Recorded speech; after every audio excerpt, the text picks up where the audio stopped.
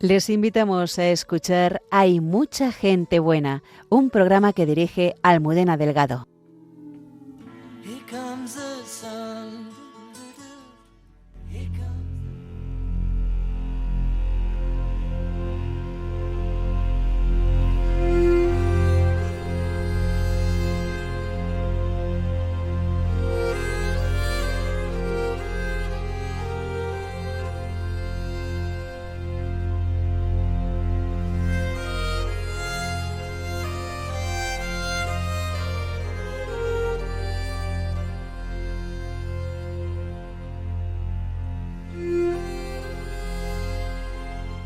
El poder transformador de la vida contemplativa se vislumbra en personas concretas que han cambiado la sociedad desde la clausura. Una de ellas es Santa Maravillas de Jesús, que respondió a la llamada del Señor a ser luz en momentos de oscuridad. Esta noche recuperamos una entrevista que habla sobre ella para conocer mejor su vida, su espiritualidad y sus fundaciones. El padre Miguel Márquez nos desvela cómo detrás de nuestras realidades cotidianas Dios nos hace guiños. Cayetana Jairi Johnson nos muestra cómo fue la preparación de María y José para ponerse en camino hacia Belén. El padre Alberto Rollo nos habla de San Juan Diego en Santos de Andar por Casa. La hermana Carmen Pérez y José Manuel Palomeque dialogan sobre cómo nos tiene que sostener e iluminar la certeza de que Dios es juez definitivo de la historia. Buenas noches y bienvenidos a nuestro programa. Muchas gracias por estar ahí.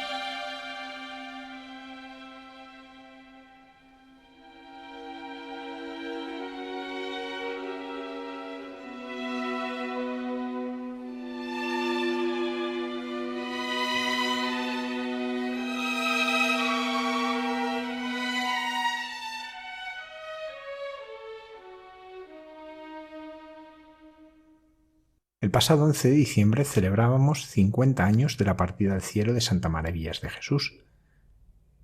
Con esta ocasión hemos querido profundizar en la vida y en la espiritualidad de esta santa del siglo XX.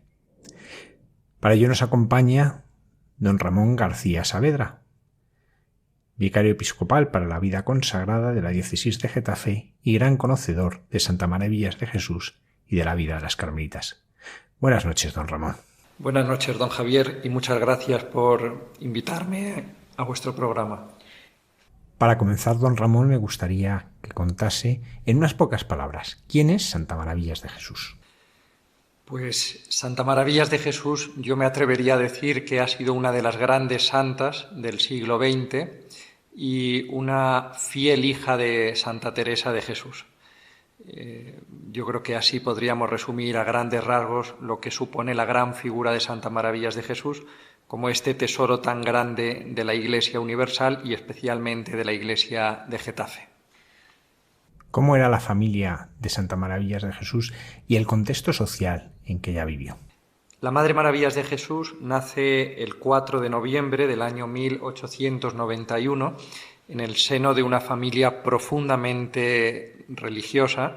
Padre don Luis Pidal y Mon, embajador de España ante la Santa Sede, y su madre doña Cristina Chico de Guzmán eran profundamente cristianos, y este ambiente de religiosidad es lo que Santa Maravillas vivió desde pequeña en el seno de su familia, especialmente también la influencia de su abuela materna, que era profundamente cristiana y que influyó mucho en la vocación de Santa Maravillas de Jesús. ¿De dónde viene el nombre de Maravillas con el que la bautizaron? El nombre de Maravillas le viene curiosamente de la patrona de Cejín, Murcia, una localidad donde la familia tenía una finca, y la patrona era Nuestra Señora, es todavía Nuestra Señora de las Maravillas. La familia de Maravillas tenía una relevancia social importante. ¿Qué impacto tuvo cuando ella anuncia que quiere marcharse carmelita? Pues efectivamente, cuando Madre Maravillas decide entrar en el Carmelo, en concreto en el Carmelo del Escorial, en Madrid, pues esto supuso pues una bomba, podríamos decir, en la alta sociedad de la época, e incluso los periódicos se hicieron eco de la noticia, ¿no?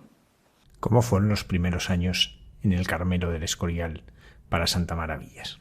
Pues es una etapa muy bonita que yo creo que va configurando todo lo que va a ser su vida religiosa y toda su trayectoria de entrega al Señor. Ella eligió el monasterio del Escorial por parecerle un monasterio donde ella podría pasar más desapercibida. Y es bonito porque incluso hasta a la hora de elegir su nombre, pues ella le hubiese gustado cambiar su nombre por simplemente Hermana María. Y sin embargo la priora del convento de Carmelitas del Escorial decidió que se quedase con su nombre de Maravillas. A ella le parecía que este nombre llamaba mucho la atención. Este dato es muy significativo porque nos hace ya ver cuáles eran los deseos de Santa Maravillas de Jesús desde el comienzo, desde los inicios de su vida religiosa. Un deseo de verdad de desaparecer, de pasar desapercibida, de no llamar la atención, de no buscar ningún tipo de protagonismo. Y ya desde los primeros días en el convento, la Madre Maravillas destacó por ser una religiosa muy observante, muy fiel y con algo sobrenatural y extraordinario que las monjas veían ya en su persona. En 1919 se construye el monumento al Sagrado Corazón de Jesús en Getafe, muy cerquita de Madrid. El rey Alfonso XIII consagra a España el Sagrado Corazón. Es verdad que después de aquel acto de consagración allí queda el monumento, pero alrededor no hay más que la ermita de la Virgen de los Ángeles. ¿En qué momento surge en la Madre Maravillas el deseo de fundar un Carmelo en el Cerro de los Ángeles? La entonces Hermana Maravillas, siendo todavía religiosa con la profesión simple, es decir, no había hecho la profesión solemne, siente la llamada del Señor a fundar en el Cerro de los Ángeles un Carmelo, un convento con la misión de consolar al corazón de Jesús. Tenemos las palabras exactas que el Señor dirigió a Santa Maravillas de Jesús. Dice ella, y así consta y está escrito: el cerro se representó. Y le dijo el Señor: aquí quiero que tú y esas otras almas elegidas de mi corazón me hagáis una casa en la que tenga mis delicias. Mi corazón necesita ser consolado y este Carmelo quiero que sea el bálsamo que cure las heridas que me abren los pecadores. España se salvará por la oración. Así es como el Señor le pide a Santa Maravillas, la entonces Hermana Maravillas, todavía en el convento del Escorial, le pide el Señor la fundación de un Carmelo en el Cerro de los Ángeles. Ella quería quitarse esa idea de la cabeza, ¿verdad? Pero cuanto más lo intentaba, con más insistencia le venía. De hecho, qué bonito, porque luego ya muy anciana la Madre Maravillas, cuando le preguntaban sus monjas: «Madre, cuéntenos cómo fue la fundación del cerro», decía la Madre Maravillas: «El Señor me lo pedía a gritos». Fíjense qué preciosidad, el Señor me lo pedía a gritos. ¿Cómo es acogida esta idea por la jerarquía eclesiástica? Por parte de la jerarquía, ella recibió todos los permisos, por parte de su director espiritual también. Es verdad que la comunidad del Escorial en aquel momento se resistía un poco a esta idea, sobre todo porque veían que perdían a una persona muy valiosa. Hemos dicho antes ya que Madre Maravillas, desde el comienzo de su vida religiosa, destacaba especialmente por la práctica de las virtudes, por ser una monja ejemplar, pues con una fama ya de una vida espiritual muy intensa. Y esto, la idea de perder a la Madre Maravillas, hacía que la comunidad pues lo sintiese mucho. De hecho, no fue fácil salir del convento del Escorial para venir a Getafe a fundar en el Cerro de los Ángeles. Tras la fundación del Carmelo del Cerro de los Ángeles, del que acabamos de celebrar su centenario, continúa la Madre Maravillas fundando nuevos conventos. ¿Cuál fue el siguiente?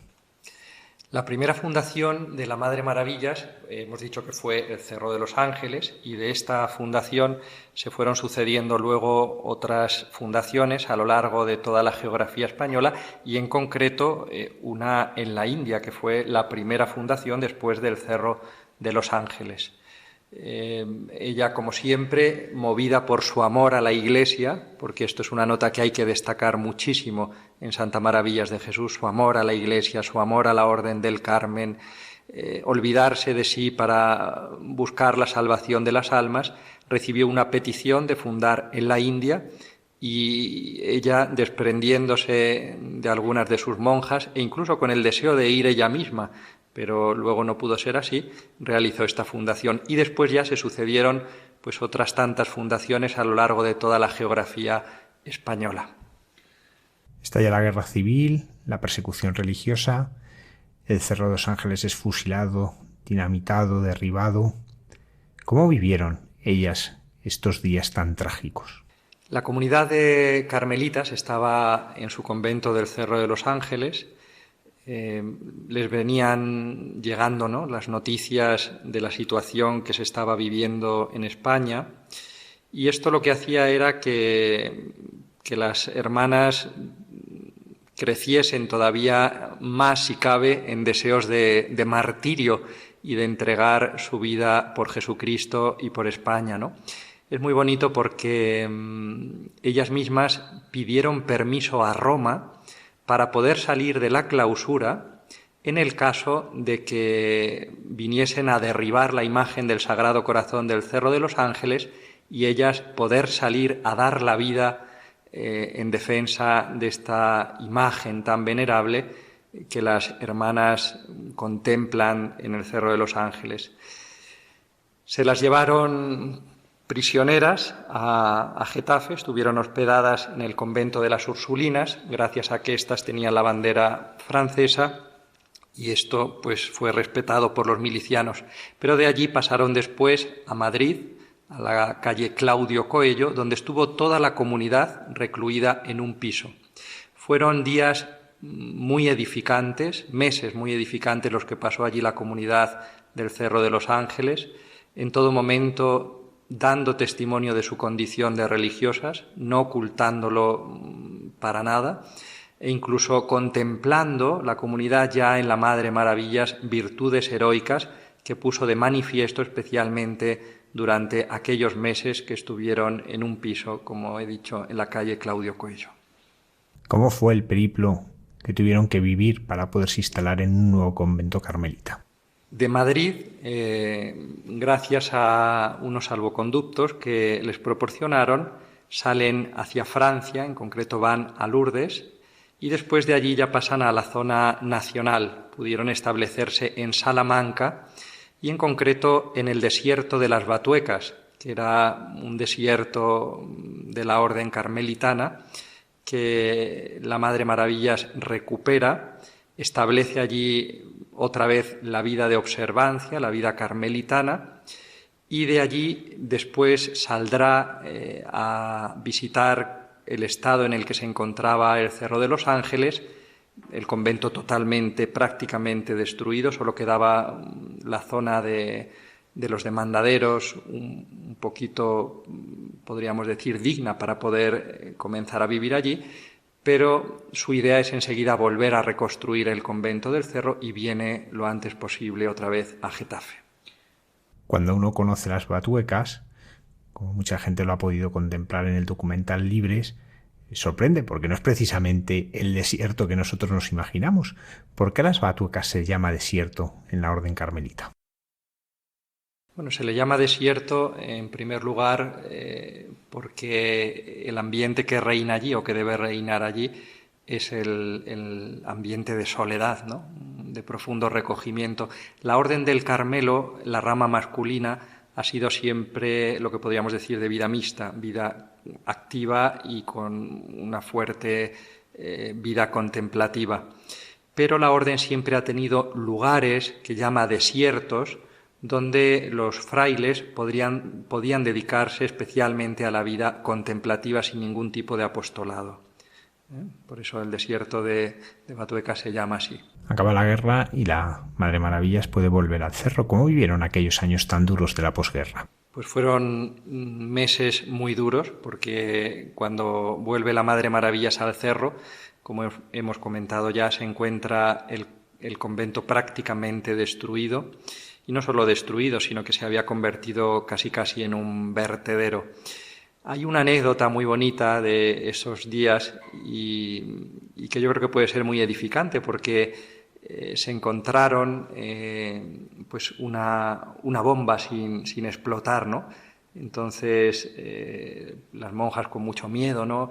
Y la Madre Maravillas, con esa valentía que la caracterizó durante toda su vida, confiando absolutamente en la providencia, fue ella misma la que prohibió a las monjas que la tocasen y ella fue la que se encargó de pues manejar aquel artefacto y poner a las monjas a salvo, ¿no? ¿Qué otras fundaciones realizó la Madre Maravillas? La Madre Maravillas funda el convento de Mancera de Abajo, en Salamanca, funda el convento de Duruelo, que fue donde empezó la reforma carmelitana en la rama masculina, allí empezó San Juan de la Cruz, y la Madre Maravillas recupera aquel lugar sagrado para la orden, estableciendo allí una comunidad de carmelitas descalzas. Después siguen varias fundaciones, como por ejemplo Salamanca, Cabrera,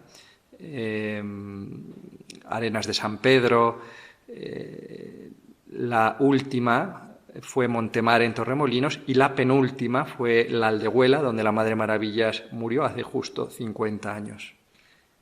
La Madre Maravillas vive sus últimos años en el monasterio de Aldehuela, que está entre Perales del Río, un barrio de Getafe, y San Martín de la Vega. ¿Cómo fueron esos años?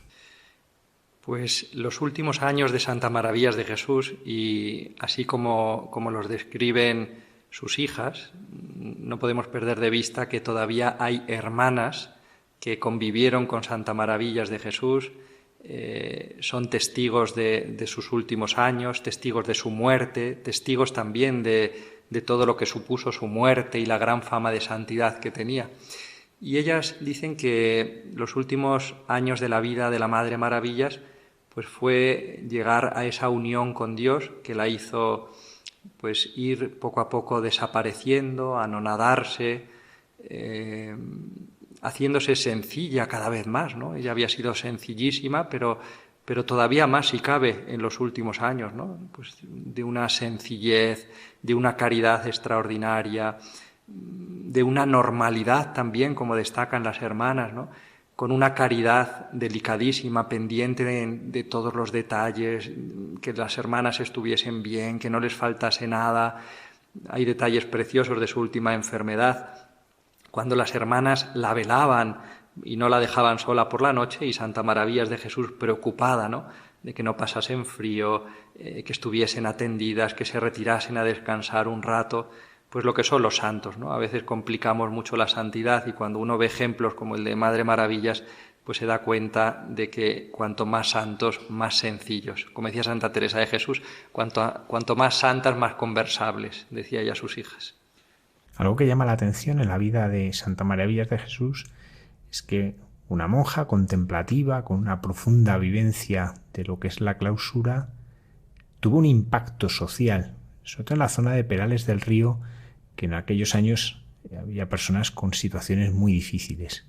¿Cómo fue esto? Yo creo que fruto de esa profunda vida interior y vida de oración que tuvo Santa Maravillas de Jesús, pues fue precisamente el amor al prójimo. Cuanta más vida de oración, mayor caridad. Esto es así. Si no hay vida de caridad, es dudosa esa vida de oración, ¿no? Se concreta precisamente la intimidad con el Señor en el amor al prójimo. Y Santa Maravillas de Jesús, siendo carmelita descalza, monja de clausura, no era ajena a las necesidades de los hombres de su tiempo. Ella sabía que en la zona de Perales del Río había familias que no tenían casa, que pasaban necesidad, niños sin colegio, gente que vivía en chabolas, pues una situación dramática, ¿no? Y entonces ella hizo todo lo que pudo para que allí hubiese una parroquia, hubiese un colegio, se encargó de dar estudios a los que lo necesitaban, de ayudar a las familias, verdaderos actos de caridad, de una caridad extraordinaria. Algunos explican esta relevancia de la obra social, pues que era algo que conseguía la Madre Maravillas por la posición social de su familia, por la cantidad de personas que conocía. Pero, ¿cómo analiza usted esto? Yo creo que Madre Maravillas vivió siempre confiada en la providencia. De hecho, hay cartas en las que ella pues también reconoce, ¿no? Pues la falta de medios o la falta de recursos a la hora de afrontar una fundación, de levantar un convento, pero la providencia no falla y no le falló nunca el Señor a Santa Maravillas de Jesús. Yo creo que la clave está en que ella vivió muy pobremente y eso hizo también que ella pues de alguna manera recibiese esa bendición del Señor para poder ayudar a los demás. Ahí está la clave, me parece a mí. ¿Cómo vivió Santa Maravillas de Jesús su enfermedad? Pues la Madre Maravillas vivió su enfermedad con una gran paz, dando ejemplo en todo momento. Las monjas nunca oyeron de ella una queja, no vieron nunca una mala cara, sino todo lo contrario, ¿no? Pues lo que ella había vivido durante toda la vida, pues se vio especialmente en los últimos años e incluso en los últimos meses de su vida. Cabe recordar que la Madre Maravillas, y esto es algo que llama mucho la atención, solo dormía 3 horas y dormía sentada en el suelo. No perdamos esto de vista. Y era una cosa que las monjas sabían, aunque la Madre Maravillas no hacía alarde de esa penitencia nunca. De hecho, una vez una de sus hijas, una de sus monjas, siendo novicia, ¿no?, le preguntó, pero madre, yo no podría hacer eso. Y Santa Maravillas de Jesús, hija, si Dios no se lo pide, ¿no? Era muy penitente, muy exigente consigo misma, pero también muy comprensiva con las hermanas. El 11 de diciembre de 1974 fallece en la Aldehuela la Madre Maravillas. ¿Cómo fueron aquellos días en la Aldehuela y cuál fue el impacto que tuvo en la sociedad española? Pues la Madre Maravillas, como bien has dicho, ella muere el 11 de diciembre de 1974, justo ahora se cumplen 50 años de su muerte, y hay un detalle muy bonito que durante estos días estamos recordando de una forma muy especial. La Madre Maravillas en todo momento estuvo consciente, sabía que se iba al cielo, que se moría, y de hecho pues las monjas con mucha delicadeza pues se acercaron, ¿no?, a darle la noticia. Nuestra madre se va al cielo, a lo que respondió ella: qué alegría, cómo no me lo habían dicho antes. Yo creo que esto ya lo dice todo, ¿no? Cuando le anuncian que se va al cielo y responde ella: qué alegría, cómo no me lo habían dicho antes. Y es que pues ese fue el anhelo que tuvo durante toda su vida, ese fue el deseo que tuvo en su corazón y que le movió a realizar sus fundaciones, a tener caridad con todo el mundo, a vivir su vida de oración, de observancia. Fue precisamente ese deseo de ver a Dios cara a cara. Quien no ha asistido al entierro de una carmelita no conoce la belleza impresionante de cómo se vive. ¿Cómo fue el entierro de la Madre Maravillas? La muerte en el Carmelo es muy especial, ¿no? Porque podríamos decir casi que el ambiente que rodea a la muerte de una carmelita es prácticamente más estar en el cielo que aquí en la tierra, ¿no? La Madre Maravillas, consciente, como hemos dicho antes, pues de que ya se iba al cielo, sus monjas ya le habían dado la noticia de que se moría, ¿no? Nuestra madre se va al cielo. ¡Qué alegría!, respondió ella, ¿cómo no me lo han dicho antes? Pues ella, consciente de esto, pidió perdón a las hermanas de todos los malos ejemplos que había dado. No había dado ninguno, sino todo lo contrario, había sido una vida ejemplar, edificante, llena de buenos ejemplos, pero ella, en su profunda humildad, pidió perdón por todos los malos ejemplos y luego cumplió con una costumbre carmelitana, que es preciosa, pidió por caridad que le diesen como última limosna un hábito para que la enterraran. La Madre Maravillas muere el 11 de diciembre y nada más morir, al poco tiempo se empiezan a observar fenómenos extraordinarios en su cadáver. En primer lugar, una gran flexibilidad, no tenía el rigor mortis propio de un cadáver, y las hermanas se dieron cuenta, impresionadas, de que su cuerpo destilaba como una especie de perfume, de aroma, a nardos. Todavía hay hermanas, todavía hay monjas en la Aldehuela que son testigos de estos fenómenos extraordinarios que se dieron después de su muerte. Y la fama de santidad, que ya la tenía, pues empezó a extenderse rápidamente. De hecho, su cadáver fue expuesto en el coro, como es costumbre en el Carmelo, y numerosos fieles venidos de muchos sitios pudieron pasar a venerar el cuerpo de Santa Maravillas de Jesús. Hasta los 2 días no pudo ser enterrada porque los fenómenos extraordinarios que presentaron su cadáver hicieron que tuviese que retrasarse el entierro. ¿Cómo va creciendo la certeza de que la Madre Maravillas es santa? Es curioso también, ¿no? Porque sus monjas, que convivían con ella, sabían que era santa.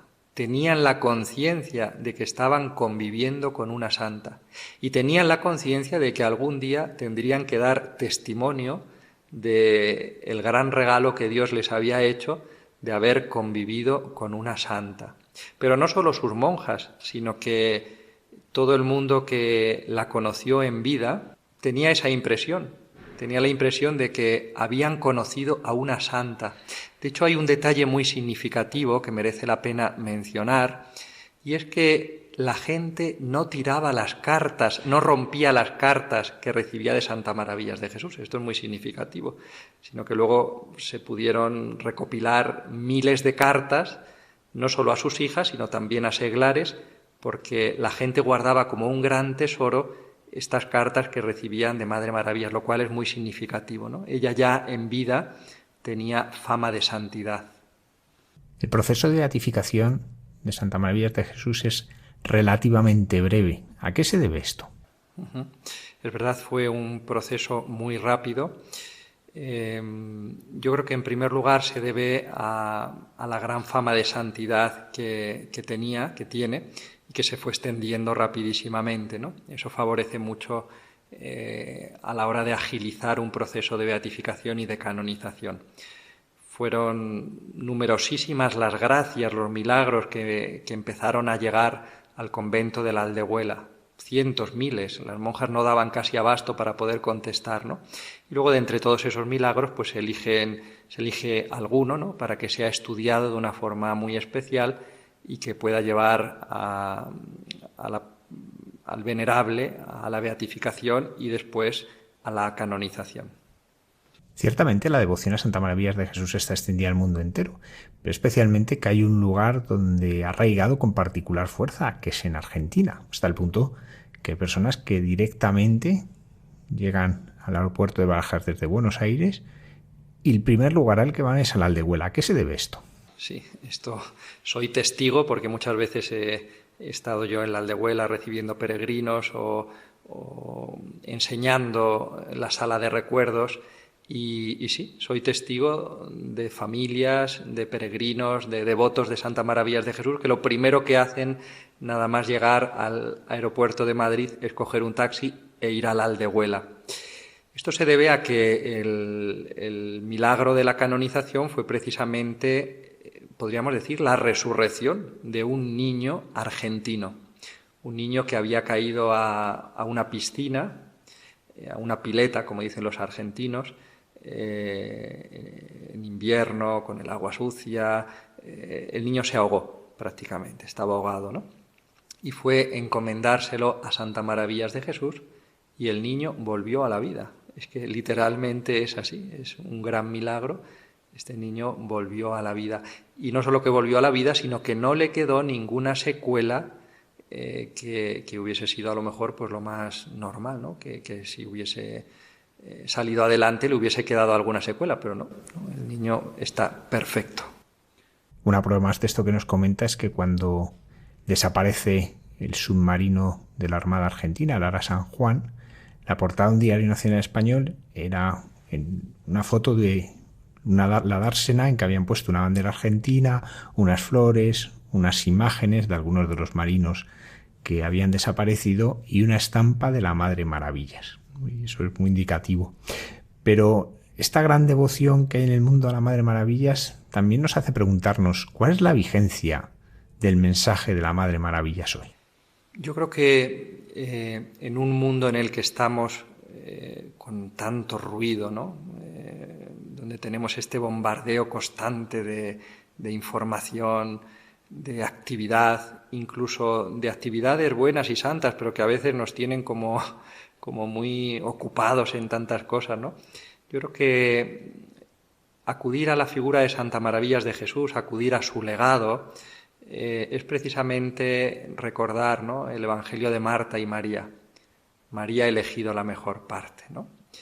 Es volver al Señor, recuperar la vida interior, la vida de oración, la presencia de Dios, que eso no nos aleja de nuestros hermanos, ni nos enrarece, ni nos aísla, sino todo lo contrario, lo decíamos antes, ¿no? Cuanta más vida de oración, eso nos hace estar pues más pendientes de los demás y ser más delicados en la caridad, pero siempre desde una profunda intimidad con el Señor.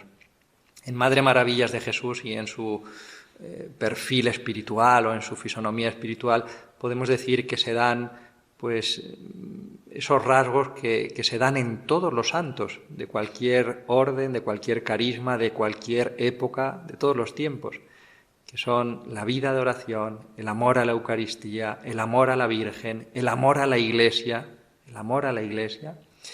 y, por supuesto, el amor al prójimo, la caridad.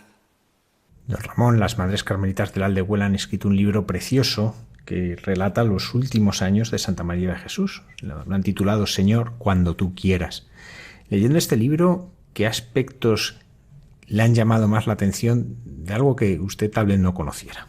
Bueno, a mí el libro tengo que reconocer que me ha encantado, es una preciosidad, es un tesoro que tenemos que agradecer a las Madres de la Aldehuela que nos hayan hecho este regalo, sobre todo porque no perdamos de vista que en esta comunidad de la Aldehuela, donde hay 16 hermanas actualmente, 5 de ellas conocieron personalmente a la Madre Maravillas. Y todo lo que leemos pues está narrado por ellas, que han sido testigos directos de lo que han visto, ¿no? Y que lo han plasmado, lo han dejado escrito en este libro precioso. A mí me edifica mucho el libro, me encanta, animo a todos los que nos estén oyendo a que lo lean, porque se ve cómo es el final de un santo. Yo recuerdo en el seminario siempre que nos decía el director espiritual, se muere como se vive. Y esto podríamos decir de Santa Maravillas de Jesús. Ella murió como había sido toda su vida. toda su vida que había sido un deseo de encontrarse con el Señor, como ella decía, ¿no? Un día que sus monjas la vieron así como pensativa y le dijeron, ¿nuestra madre le pasa algo? Dijo ella, no. ¿En qué piensa? Dijo ella, nostalgia del cielo, ¿no? Pues así están los santos, ¿no? Con esa nostalgia del cielo, con ese deseo de ver a Dios, y que fue lo que yo creo que destaca, ¿no? En los últimos días, en los últimos momentos, en los últimos años de Santa Maravillas de Jesús. Ese deseo ya de ver el rostro de Dios. En la vida de los santos siempre vemos que están conectados con otros santos. ¿Cómo fue esto en la vida de la Madre Maravillas? Bueno, la Madre Maravillas de Jesús es verdad que estuvo rodeada, ¿no? de grandes santos, pero no solo, fíjate, me atrevería a decir, de grandes santos canonizados o reconocidos por la Iglesia, que también, sino que el Señor le concedió el privilegio de rodearse de almas muy santas, que colaboraron con ella, que le ayudaron a la hora de poder realizar sus fundaciones. Tuvo buenos consejeros. Estoy pensando, por ejemplo, ahora mismo el padre Alfonso Torres, que fue su director espiritual durante mucho tiempo, que seguramente nunca se comenzará su proceso de canonización, o a lo mejor sí, no sabemos, eso solo Dios lo sabe, pero que fue pues un hombre de Dios, un santo, y que dirigió su alma durante muchos años. Su último director espiritual, el padre Valentín de San José, que murió en el desierto de las Batuecas, del que hablábamos al comienzo de la entrevista, un carmelita descalzo ejemplar, ¿no? que con su sana doctrina, con su buen criterio, con sus virtudes, pudo guiar el alma de Santa Maravillas de Jesús en sus últimos años. Es decir, que el Señor puso también en su camino grandes almas, ¿no? No digamos algunas de sus monjas, de las que podríamos iniciar el proceso de canonización por sus virtudes heroicas y por el testimonio de vida que nos han dejado. ¿De la rica espiritualidad de la Madre Maravilla se podría destacar algún rasgo en especial? Pues es difícil. Yo creo que todos van como enlazados, ¿no? Su amor al Señor profundo le lleva al amor al prójimo, su profundo amor a la Virgen, a la Orden del Carmen, a la que tanto quiso, por la que tanto luchó. Yo creo que todos estos rasgos se entrelazan unos con otros. No podría yo destacar alguno, yo creo que todos, ¿no? ¿Dónde podemos visitar la tumba de Santa Maravillas de Jesús? Pues la Madre Maravillas está enterrada en su penúltima fundación, que es el Carmelo de la Aldehuela, en Perales del Río, muy cerquita del Cerro de los Ángeles, y allí está su sepulcro, donde se pueden venerar sus reliquias, donde acude numerosísima gente a rezar, a encomendarse, a recibir muchas gracias de ella. Y también es un lugar muy especial porque hay una sala de recuerdos donde se pueden ver pues distintos objetos que utilizó ella, distintos recuerdos que fueron muy significativos durante su vida. En esta sala de recuerdos que nos comenta que hay en el Carmelo de la Aldehuela, destacan algunos elementos de los últimos días de la Madre Maravillas, especialmente los vinculados a su enterramiento. ¿Cuáles son? Sí, decíamos antes, ¿verdad?, que las monjas tenían conciencia de que estaban viviendo con una santa. Esto yo creo que merece la pena destacarlo porque no sé si a alguno nos ha pasado esto, ¿no? Es decir, tener la conciencia de que estaban viviendo con una santa. Y eso hacía pues que todo lo que rodeaba a la Madre Maravillas, cualquier objeto que ella utilizaba, pues eso para las monjas fuese considerado como una verdadera reliquia, ¿no? Y de hecho, pues en esta salita de recuerdos que las madres han abierto para que los fieles puedan disfrutar también de estos recuerdos de Santa Maravillas de Jesús, podemos ver pues cómo era la celda de la Madre Maravillas con sus últimas pertenencias, que son nada. Podemos ver pues los últimos objetos de su enfermedad, ese collarín que le ponían en el cuello, ¿no?, para poder mantener la cabeza levantada, su crucifijo, sus instrumentos de penitencia, sus tomos del breviario, pues todo lo que pertenecía a la Madre Maravillas, que es considerado como una verdadera reliquia. El monasterio de la Aldehuela no está precisamente enclavado en un lugar particularmente bello en cuanto a naturaleza se refiere. Sin embargo, es entrar allí y se respira una paz. ¿Cómo se vive esto? Es verdad, y es algo que todo el que visita la Aldehuela lo manifiesta, lo dice. Hay un ambiente especial de silencio, de recogimiento, de una gran presencia de Dios, que yo creo que como todos los lugares en los que ha habido un santo, ¿no?, se deja como una huella que se percibe incluso en el ambiente que hay.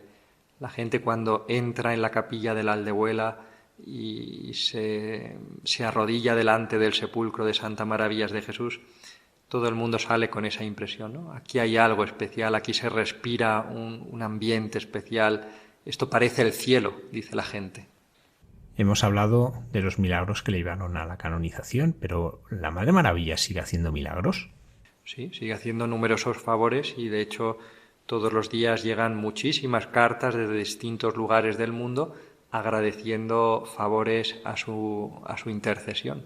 Yo creo que es una de las santas más milagrosas y con más fama de milagrosa que hay, ¿no? Don Ramón García Saavedra, vicario episcopal para la vida consagrada de la diócesis de Getafe, muchísimas gracias por habernos acompañado en esta noche para conocer mejor a Santa Maravillas de Jesús, una de las grandes santas españolas del siglo XX. Gracias a vosotros, un saludo.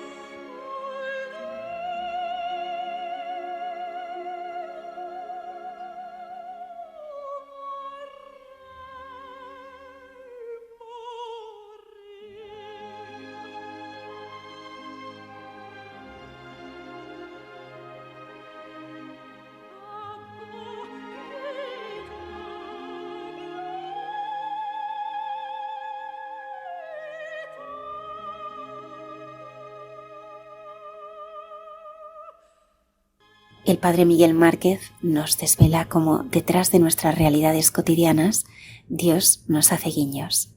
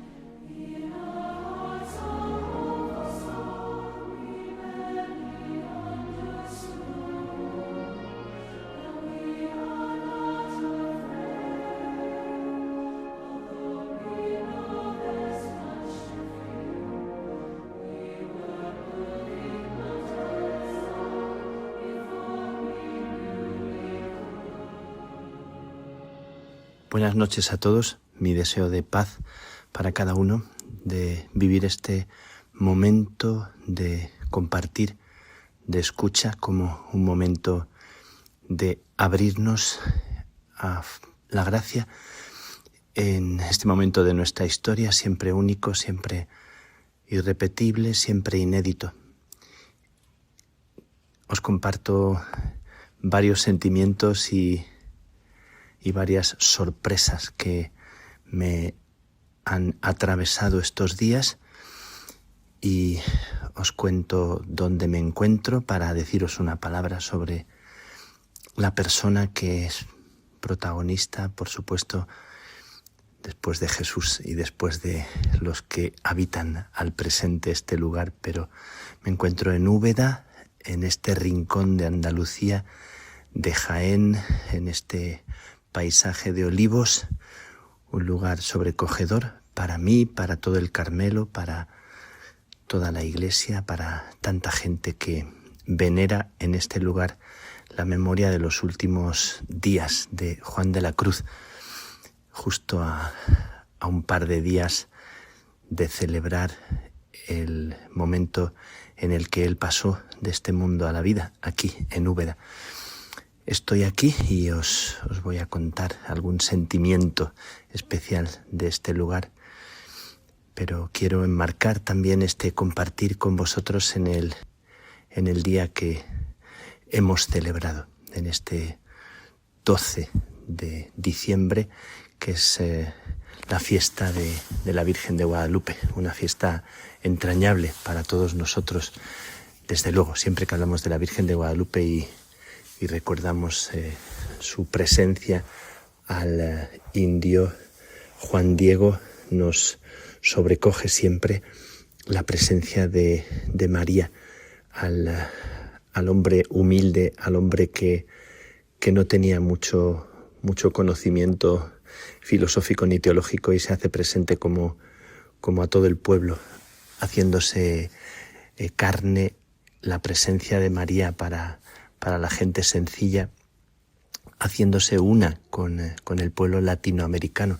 Me encanta esta advocación, siendo yo de la tierra de Extremadura, siendo yo de la región que tiene por patrona a la Virgen de Guadalupe, la que era anterior a aquella aparición y de la que toma nombre la Virgen de Guadalupe, convirtiéndose en mucho más universal aquella, siendo todas la Virgen María. Hoy, en este día de la Virgen de Guadalupe, un mensaje de cariño, de cercanía, un abrazo a todo el pueblo latinoamericano y el regocijo interior por la presencia de María, que sin ningún tipo de afán, ni de conquista, ni de superioridad de un pueblo sobre otro, la Virgen se hace presente creando comunión entre todos,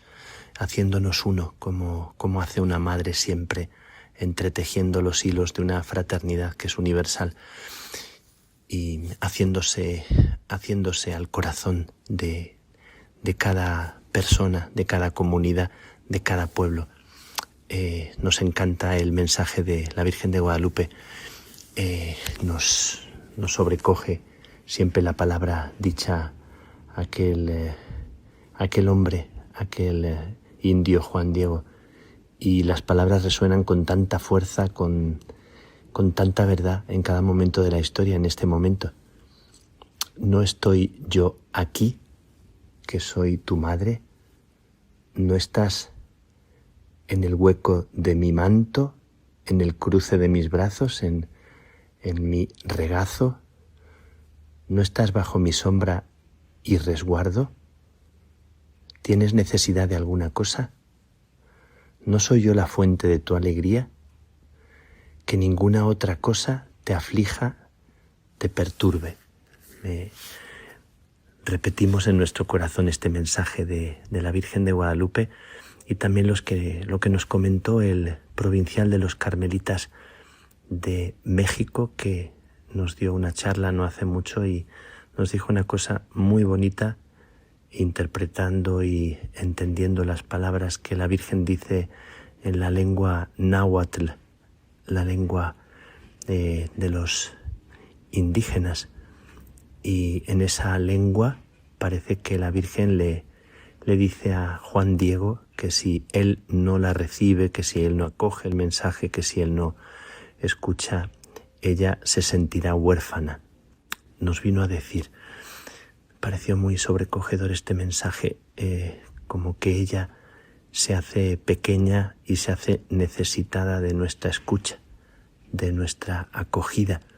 Bueno, como es Dios mismo que se hace mendigo de nosotros. Bueno, me encanta el mensaje de Guadalupe y hoy nos arropamos todos bajo el manto de la Virgen de Guadalupe. Le pedimos que nos proteja y nos haga uno con todo el pueblo latinoamericano y todos los pueblos de la tierra. Estos días he estado pensando también en la pequeñez. Cuando pensamos en el indio Juan Diego, pensamos en una persona que no tiene ningún tipo de poder, que es una persona que no tiene ningún afán y es alguien que está totalmente como tierra disponible. Estos días viendo un Cristo que tenemos muy cerquita, un Cristo, dos Cristos que he visto en marfil, los tengo muy, muy cerca y estos Cristos tienen detalles que me han sobrecogido. Esta es la meditación, que hay artistas de lo invisible, artistas que hacen filigranas y no para ser vistos. Me sobrecoge mucho que esos artistas seguramente no tienen un nombre conocido, no son Miguel Ángel, no son el Greco, no son Da Vinci, y son personas que quedaron ahí, pero hicieron obras de arte con detalles casi invisibles que me sobrecogen, algunas arrugas y las venas de un Cristo en un Cristo de marfil. ¿Cómo se puede hacer semejante filigrana? O un cordón que lleva a la cintura uno de los Cristos, que me parece increíble que en marfil se pueda labrar semejante miniatura.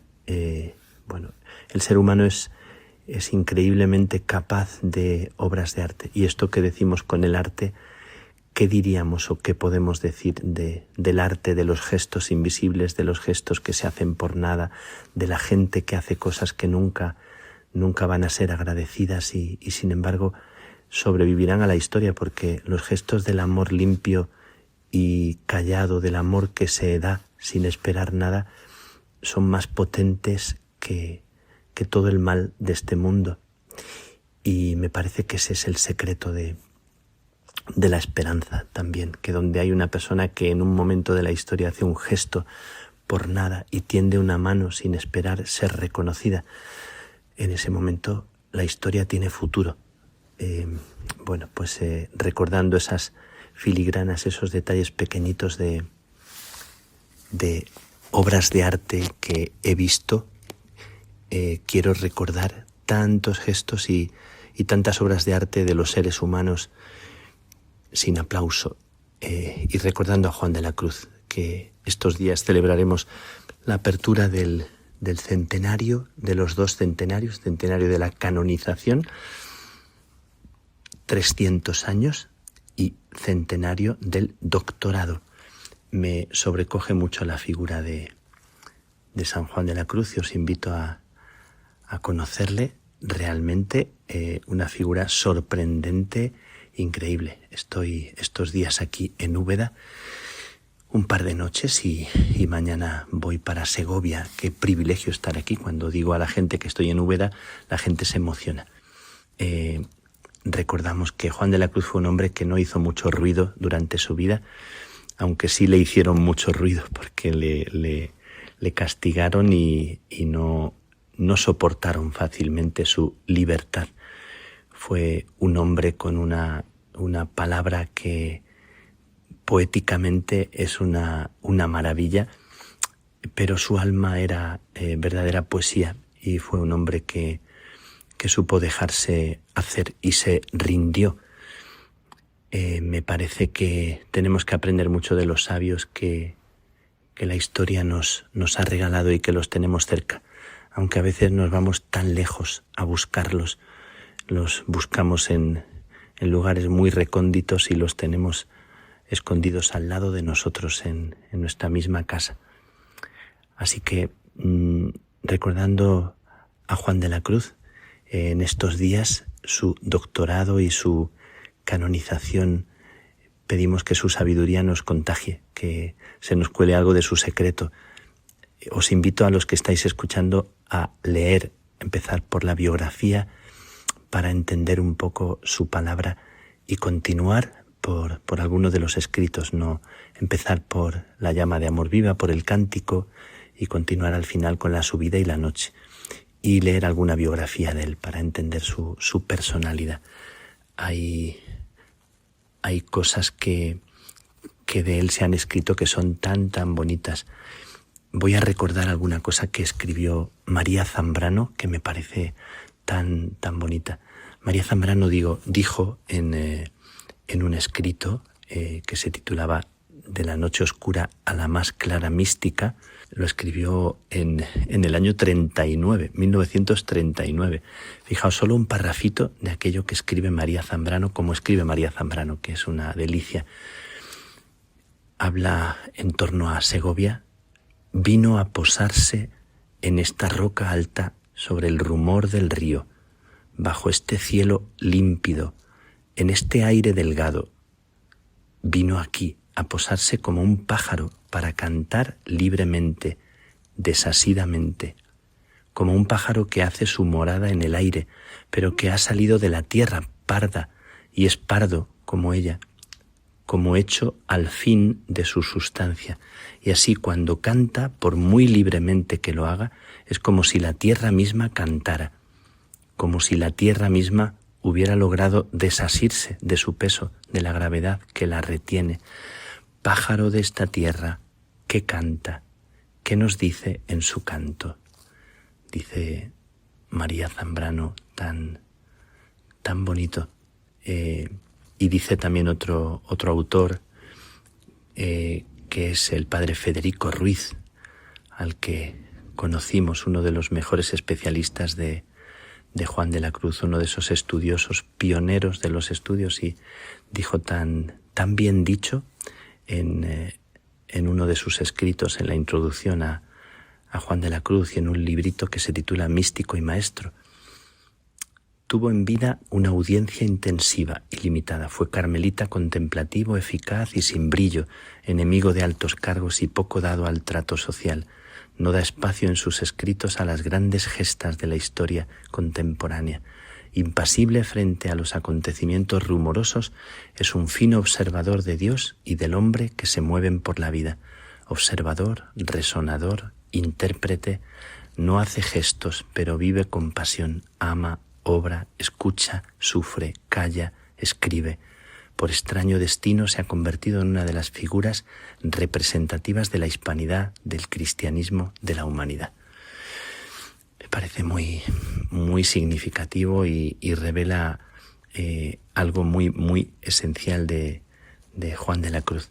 Juan de la Cruz fue un hombre que se le ha interpretado como también poco humano, muy el místico de las nadas, pero más que el místico de las nadas o el hombre solitario o el hombre inaccesible, me parece que hay otra idea que tenemos que rescatar de Juan de la Cruz, que es la humanidad, el hombre cercano, el hombre que los hermanos fregaban rápido los platos para venir a recreación y poder estar con él y escucharle, al que las monjas y las hermanas le escuchaban con tanto gusto porque tenía una palabra de sabiduría, que un hombre que no se quejó, tuvo alguna expresión donde revelaba lo mal que lo había pasado, lo dura que había sido la cárcel, pero no criticó, no utilizó su sufrimiento para enjuiciar a los demás. Profunda humanidad, profunda sensibilidad, un hombre que tuvo un sentimiento fuerte de comunión con la naturaleza y y que nos habló con esa sensibilidad, esa finura, y que hablan de una persona, un místico profundamente humano. Yo escribí hace tiempo en un cuentecito que se titula Un 16 de diciembre de 1591, escribí esto que os recuerdo y lo escribí, y este texto, esta novelita, la ubico aquí, en este lugar donde estoy, en Úbeda. Y un pedacito de ese texto dice: fue poeta, cantor, sembrador, descubridor, acróbata, artista. Sus poemas lo fueron del amor más verdadero. Cantó no para ser escuchado, sino por estar enamorado. Sembró amor en suelo aparentemente infecundo. Hizo por sí mismo el viaje de los descubridores, no de tierras lejanas, sino de un apasionante mundo interior. Toda su vida fue un salto a lo incierto, posible por la llama que le ardía dentro. Como el mejor artista tuvo oídos finos, ojos limpios, corazón despierto para percibir la hermosura de todo lo creado, sobre todo el gran prodigio que es el hombre, y lo que más sana envidia suscita es la libertad de este pájaro solitario, no libertad de dificultades externas, sino de invisibles cadenas y ataduras, libertad del corazón para amar y dejarse amar, para rendirse. Este solitario que decimos fue un hombre de profundas amistades, preciosas amistades cultivó en su vida. Lo amaron y él amó y cuidó sus amistades, cuidó los vínculos del corazón, aun estando profundamente centrado, o precisamente por eso. Quedéme y olvidéme, el rostro recliné sobre el amado, cesó todo y dejéme, dejando mi cuidado entre las azucenas olvidado. Pues con estos versos de Juan de la Cruz y el final de La llama de amor viva que termina con un verso que dice: cuán delicadamente me enamoras. Nos invito a todos a dejarnos un poco quemar en la llama de Juan de la Cruz, a pedirle que nos haga sabios, que nos haga hombres y mujeres que centren la vida y se rindan a lo que importa. Que Dios os bendiga. Feliz fiesta de Juan de la Cruz y feliz tiempo de Adviento, feliz día de la Virgen de Guadalupe, aunque ya haya pasado, y feliz fiesta de los detalles invisibles que dan esperanza a la humanidad. Que la bendición de Dios Todopoderoso, Padre, Hijo y Espíritu Santo, descienda sobre ti, descienda sobre vosotros y os acompañe siempre, siempre.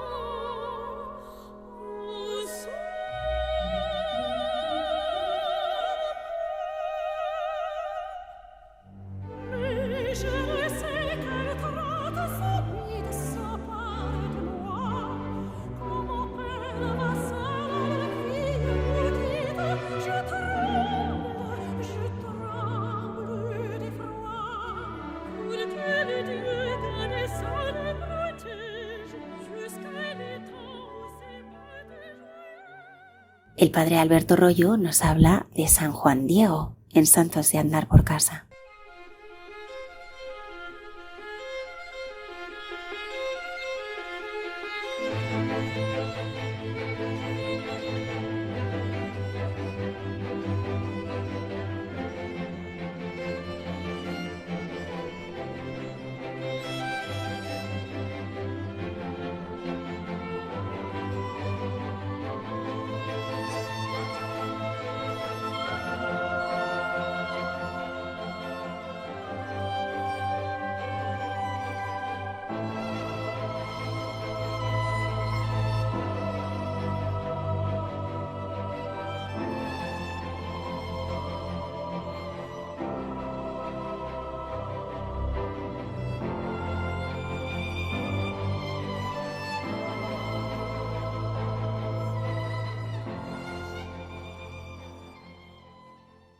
Muy buenas noches a todos los oyentes de Radio María. Un saludo desde la diócesis de Getafe con vosotros, el sacerdote Alberto Royo, para hablar de los santos de andar por casa, o como le gusta decir al Papa Francisco, los santos de la puerta de al lado.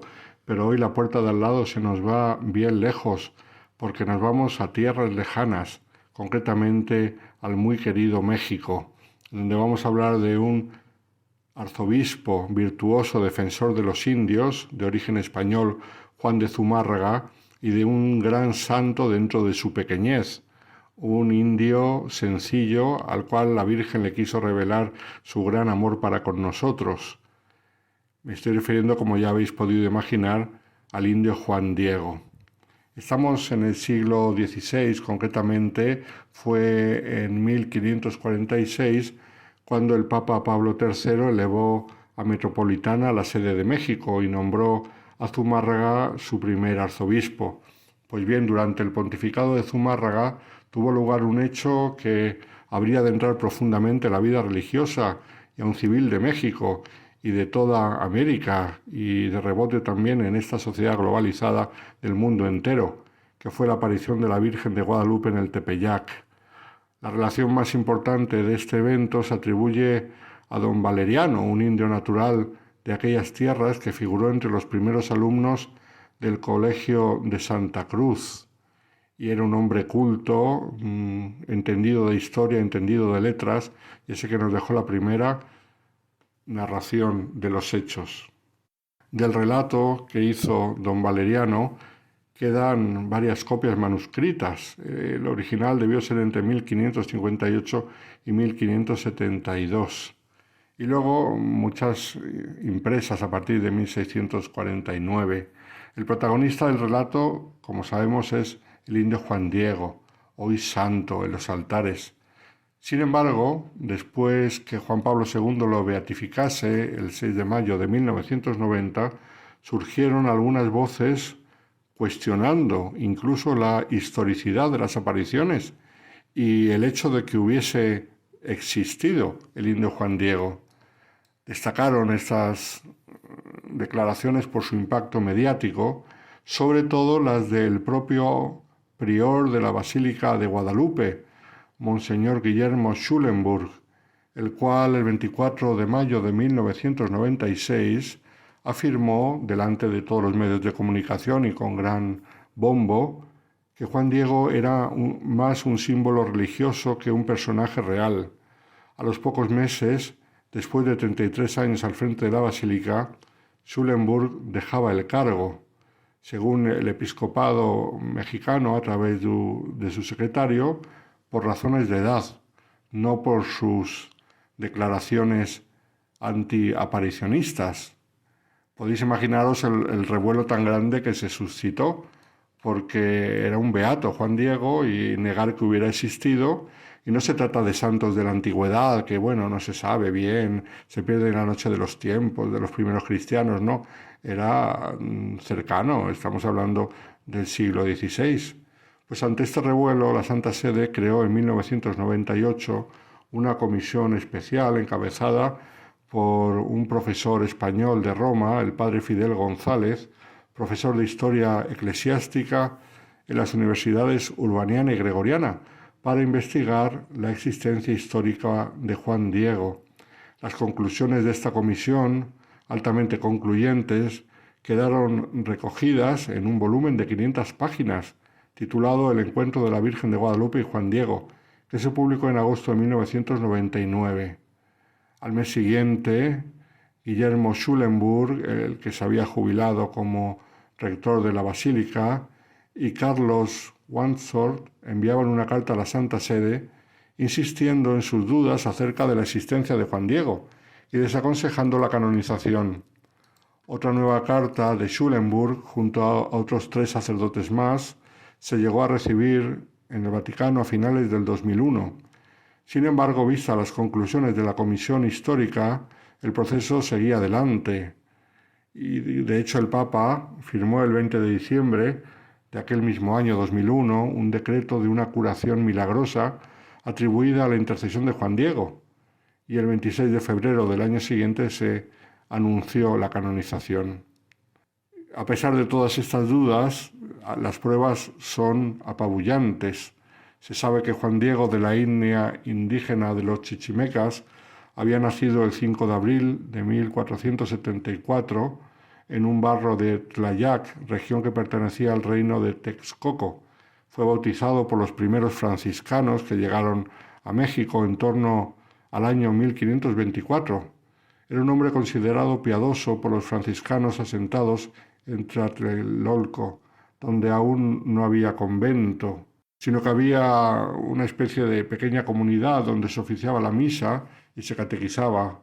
Juan Diego hacía un gran esfuerzo al trasladarse cada semana, siendo muy temprano desde su pueblo, que era donde vivía, y caminando hacia el sur hasta bordear el cerro de Tepeyac. Ocurrió que el sábado 9 de diciembre de 1531, muy de madrugada, al llegar junto al cerrillo llamado Tepeyac, amanecía y oyó cantar arriba del cerrillo, y que le llamaban, y que le decían Juanito, Juan Dieguito. Después de breve y afectuoso diálogo con una mujer que era la que le llamaba, ésta le dijo: «Sabe y ten entendido, tú el más pequeño de mis hijos, que yo soy la siempre Virgen Santa María, Madre del verdadero Dios. Deseo vivamente que se me erija aquí un templo para en él mostrar y dar todo mi amor, compasión y defensa, y para realizar lo que mi clemencia pretende. Ve al palacio del obispo de México y le dirás cómo yo te envío a manifestarle lo mucho que deseo que aquí en el llano de Tepeyac me edifique un templo». El obispo recibió al indio, que se inclinó y se arrodilló ante él, y que le dio el recado de la Señora del Cielo. Y también le dijo cuánto admiró, vio y oyó. Pero el obispo, como decimos, se mostró incrédulo y le respondió: «Otra vez vendrás, hijo mío, y te oiré más despacio». El mismo día Juan Diego se volvió a la cumbre del cerrillo, donde encontró a la señora que lo estaba aguardando, y le contó el resultado de su entrevista con el obispo, que no le había hecho caso. En resumidas cuentas, insistió la Virgen en que fuera otra vez al obispo y le dijo: «Hazle saber por entero mi voluntad, que tiene que poner por obra el templo que le digo». Una vez más accedió Juan Diego humildemente y fue primero a descansar a casa. Al día siguiente oyó misa en la misión de los franciscanos y se dirigió a palacio. Una vez más, arrodillado ante el obispo, se entristeció y en este caso se puso a llorar al exponerle el mandato de la Señora del Cielo. Zumárraga siguió incrédulo y le pidió alguna señal de la aparición, despidiéndole sin hacerle demasiado caso. La tarde de aquel domingo refirió Juan Diego a la Virgen la respuesta del prelado, y la Virgen le respondió: «Bien está, hijito mío, volverás aquí mañana para que lleves al obispo electo la señal que te ha pedido». Según cuentan las crónicas, ocurrió que al día siguiente, lunes, Juan Diego no pudo acudir a la cita de la Virgen, porque su tío Juan Bernardino había enfermado de gravedad. El martes, cuando el indio bajaba del cerro, le salió al encuentro la Virgen, así al improviso, y a lo largo del diálogo le dijo: no te aflija la enfermedad de tu tío, que no morirá ahora de ella. Estate seguro de que ya sanó. Le mandó después recoger diferentes flores en la cumbre del cerro y traérselas. Cortó Juan Diego algunas rosas y se las llevó. La Virgen las cogió con su mano y otra vez se las echó en el regazo diciéndole: esta diversidad de rosas es la prueba y señal que llevarás al electo. Le dirás que vea en ella mi voluntad y que él tiene que cumplirla. Por tercera vez fue Juan Diego a casa del señor obispo Zumárraga y cuando llegó le dijo: traigo la prueba que me pide, monseñor. Y en ese momento desenvolvió su bata blanca en la que llevaba las flores, la famosa tilma que le llaman y que todavía se conserva. Y dice así la narración de los hechos, que así que se esparcieron por el suelo todas las diferentes rosas de Castilla, se dibujó en ella y apareció de repente la preciosa imagen de la siempre Virgen Santa María, Madre de Dios, de la manera que está y se guarda hoy en el templo de Tepeyac, que se nombra Guadalupe. Este fue el prodigio, que en la bata o la tilma de Juan Diego apareció la imagen de la Virgen. El obispo la colocó con gran reverencia en su oratorio y Juan Diego permaneció el miércoles en casa del prelado. Volvió a su casa acompañado de otros y encontró a su tío Juan Bernardino, que estaba perfectamente curado. La curación se había efectuado en el momento en que la Virgen le dijo: no te preocupes, que tu tío ha sanado. Juan Diego y Juan Bernardino fueron a casa del obispo a informarle de todo y quedaron allí hospedados por algunos días, hasta que se erigió el templo de la reina en el Tepeyac, donde la vio Juan Diego. Zumárraga trasladó la imagen a la iglesia mayor para que toda la gente la viese y admirase. Toda la ciudad de México, conmovida, vino a contemplar y venerar la devota imagen. La manta en que milagrosamente desapareció la imagen era el abrigo de Juan Diego, de 2 piezas, pegadas y cosidas con hilo blando. Esa zona de México quedaba entonces bastante lejos de la sede episcopal y del centro de la ciudad. Hoy en día, como sabemos, es un barrio de la ciudad de México, capital, un barrio que ha quedado totalmente absorbido, pero entonces no. Del indio Juan Diego, además de los datos que nos proporciona el testamento, tenemos otros. Vivía en un paraje llamado Tlayacac, y en el siglo XVII todavía se señalaban unos paredones que afirmaban haber pertenecido a la casa del favorecido con las apariciones. Con ocasión del proceso de canonización de Juan Diego, fueron hechas investigaciones acerca de dicha figura histórica en archivos y museos de México, Estados Unidos, España y Roma, y los resultados fueron muy satisfactorios, alejando toda posible duda sobre la vida de este santo varón.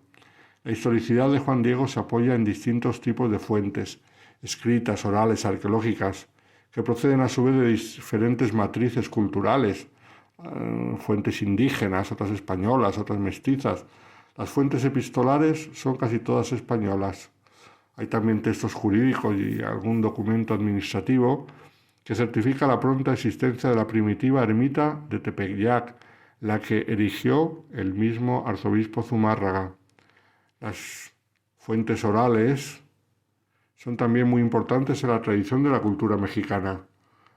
Cuando en 1665 el culto de Nuestra Señora de Guadalupe, con su carácter popular y grandioso, iba en continuo auge, el Cabildo Catedral Metropolitano de México, sede vacante, se resuelve hacer las informaciones sobre el milagro de Tepeyac que se creen necesarias para obtener de la Santa Sede la concesión de oficio y fiestas propios de la Virgen Guadalupana, según se había solicitado ya desde 1663.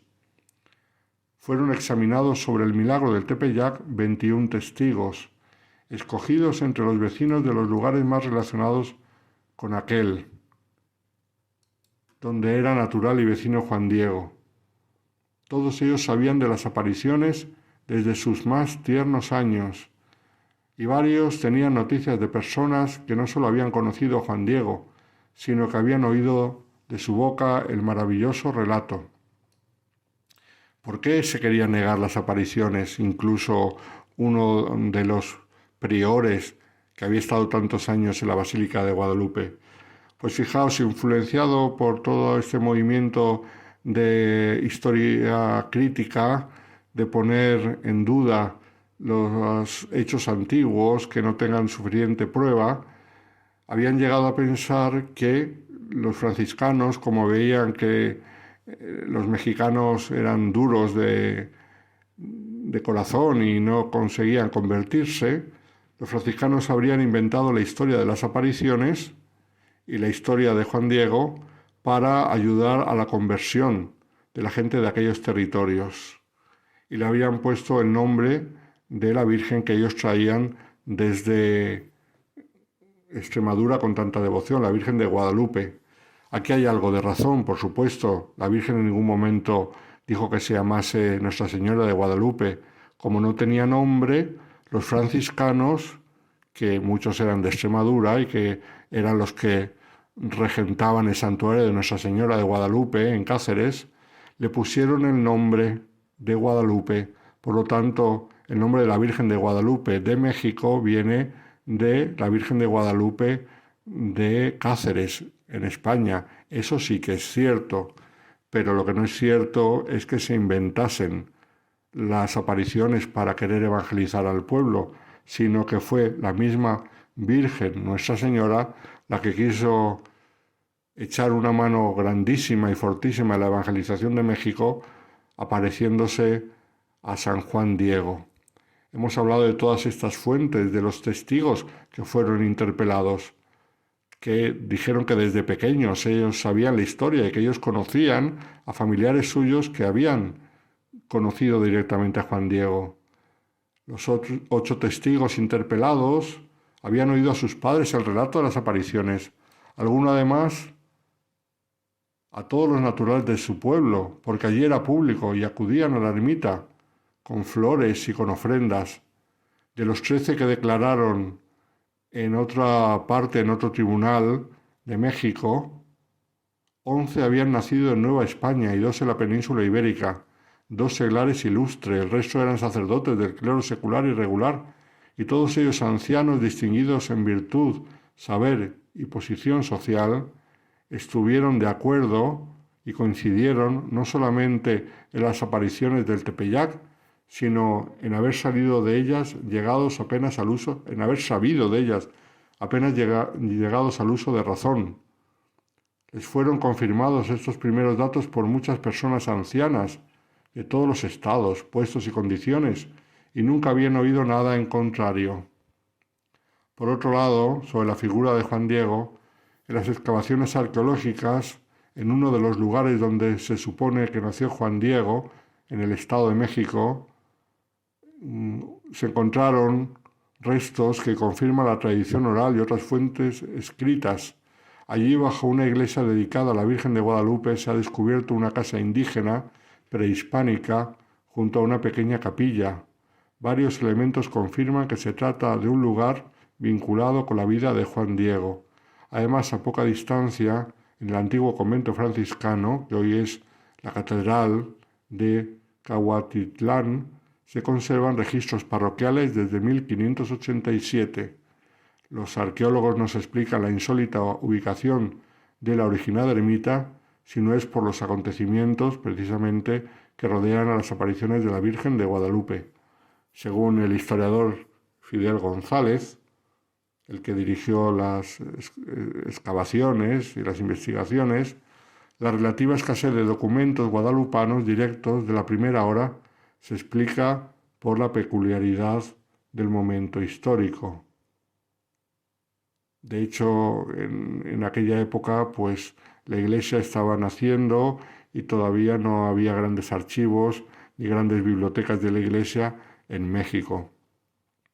Se han encontrado recuerdos sobre él en museos en Estados Unidos, en Nuevo México, y de todas las investigaciones se ha deducido, en primer lugar, que no era un hombre tan pobrecito y tan sencillito como se creía, sino que era un hombre que tenía su hacienda y tenía su dinero y tenía buena posición social, Juan Diego, y además otra cosa, era terciario franciscano. Él, evangelizado por los franciscanos, había querido seguir con el espíritu que había recibido y se hizo terciario franciscano. A él el Señor se le quiso revelar a través de su Madre Santísima y sin duda supuso un antes y un después en la evangelización de México. Y además influyó en toda Latinoamérica, no en vano, ella ha sido declarada por la Iglesia emperatriz de las Américas. Y hoy en día se la venera en el mundo entero prácticamente, Nuestra Señora de Guadalupe, la cual realmente se apareció. Le pedimos al Señor que nosotros sepamos también acoger con humildad este mensaje hermoso de la presencia de María en nuestra vida para no tener miedo. La Señora le dijo a Juan Diego, según la tradición, cuando él no quería ir a ver al obispo, pero ¿no estoy yo aquí que soy tu madre? Y eso le quitó el miedo a Juan Diego. Que la presencia de María en nuestra vida nos quite el miedo, sabiendo que siempre está ella con nosotros, ella que es nuestra madre. Muy buenas noches a todos los oyentes de Radio María.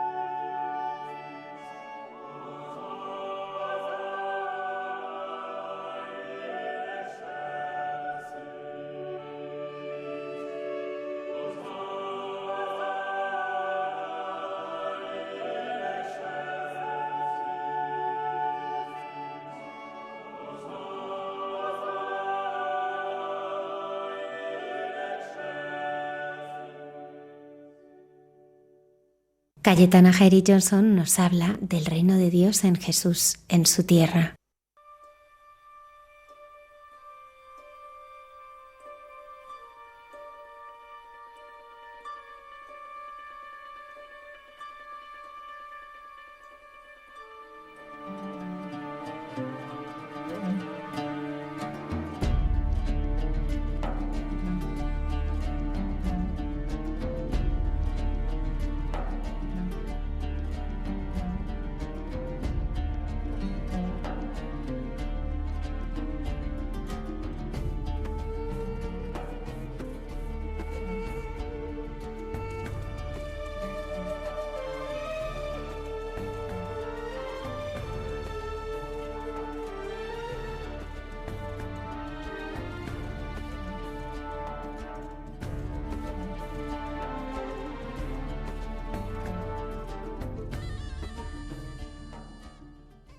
Buenas noches de paz y bien, queridos amigos de esta sección llamada Jesús en su tierra de Radio María.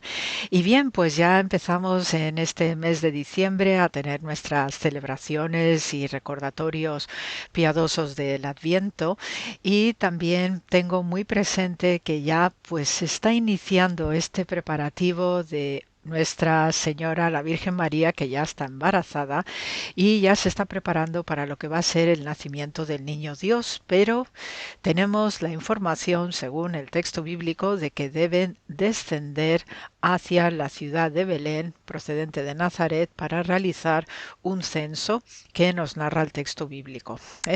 Entonces, hay cuestiones históricas de fondo que también debemos mucho a los relatos de peregrinos, que ya desde el siglo IV pues ya empiezan a dejarnos diversos textos, ¿no?, bajo la forma de miliarios o de cuadernos de viaje para indicar las distancias, o ya otros peregrinos que también a partir de este siglo IV pues nos empiezan a narrar determinados detalles que las gentes, la población local, pues también van describiéndoles conforme llegan a Tierra Santa, y por ello pues los itinerarios y los viajes de peregrinos son unos relatos impresionantes, deliciosos también para la devoción, pero igualmente para los que estamos trabajando allí con el pico y la pala, ¿no?, porque también ciertamente nos ayuda a entender y a buscar localizaciones que se nos describen precisamente en estos relatos de peregrinación. Por ello pues yo ya estoy también pues en mente teniendo en cuenta pues estos aspectos históricos materiales, ¿no?, de la historia de la revelación, que para eso pues tenemos un Dios que hace historia con todos nosotros, y por tanto hay un espacio físico, hay un sustrato, ¿no?, de materialidad que debemos tener en cuenta.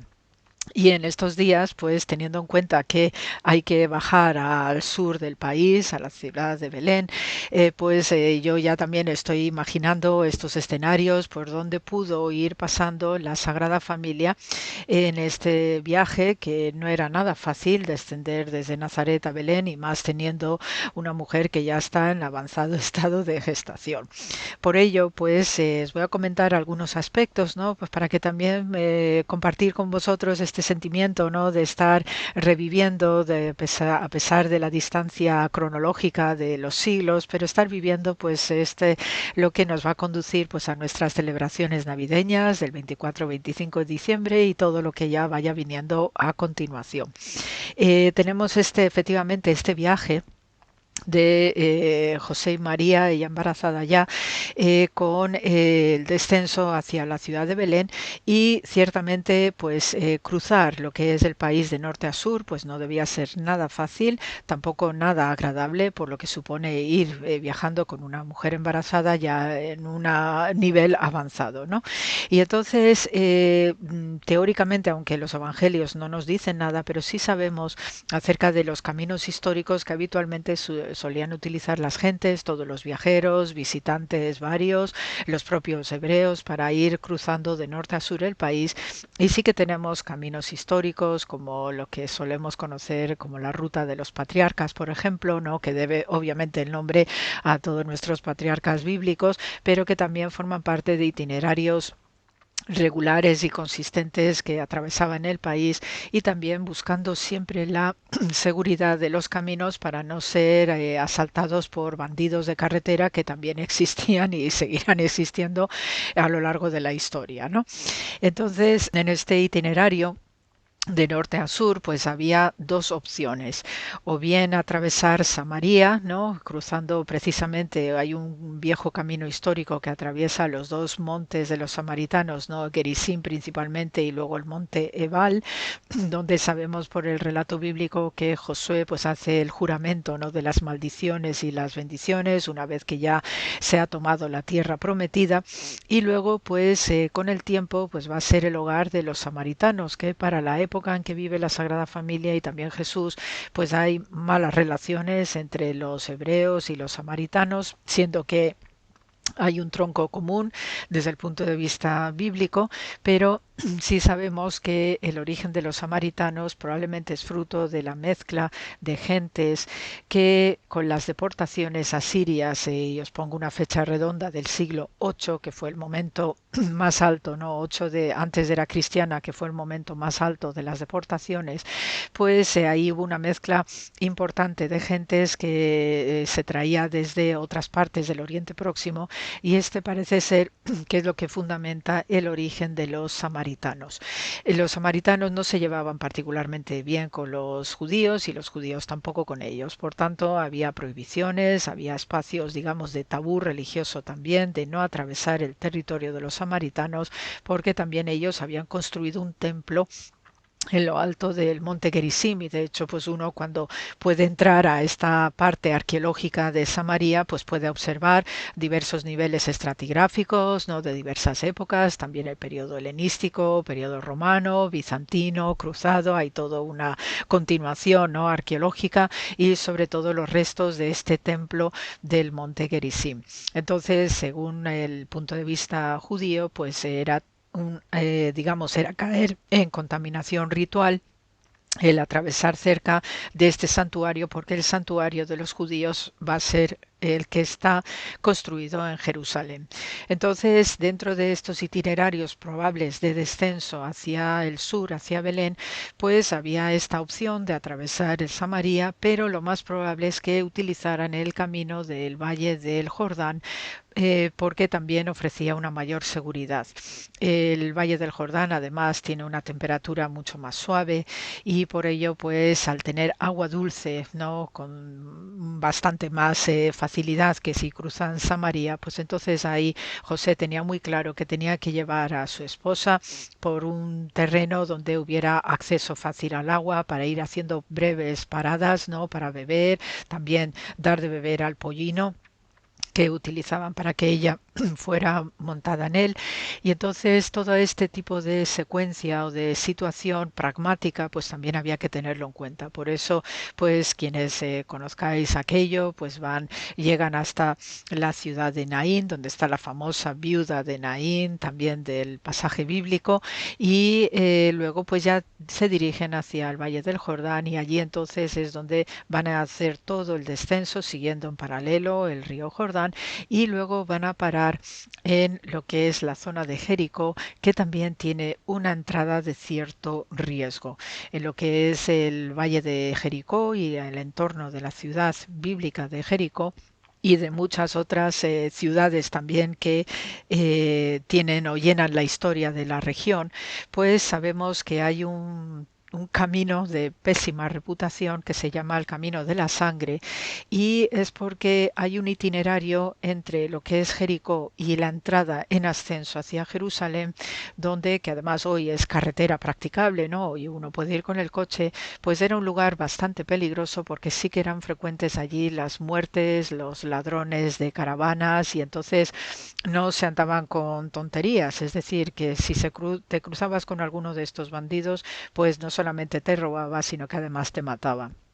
Este es un lugar pues de trágica memoria, tenemos algunas referencias desde el punto de vista bíblico, y de hecho el rey David, como se lee en 2 Samuel 15, pues el rey David, huyendo de la conspiración de su hijo Absalón, pues utiliza este camino, porque al saber que era un itinerario, un camino peligroso, pues la mayor parte de las personas procuraban evitarlo, y por eso David utiliza este camino para poder esconderse o buscar estos otros itinerarios alternativos, con tal de que su hijo Absalom no le persiguiera, porque quería dar muerte a su padre.